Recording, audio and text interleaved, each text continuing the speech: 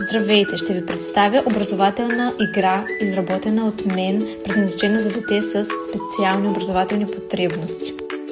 Играта се казва "Откри и съотнеси". Тя е изработена от картонени ролки и карти от картон с символи и геометрични фигури. Върху всяка ролка има по един символ, а картите съдържат последователности от същите символи. Всички материали са ръчно изработени и съобразени с възможностите на децата с СОП. Правилата на играта са следните. Детето избира карта, разглежда символите върху нея и намира съответстващите ролки. След това се отнася всяка ролка към правилния символ, като я поставя една върху друга.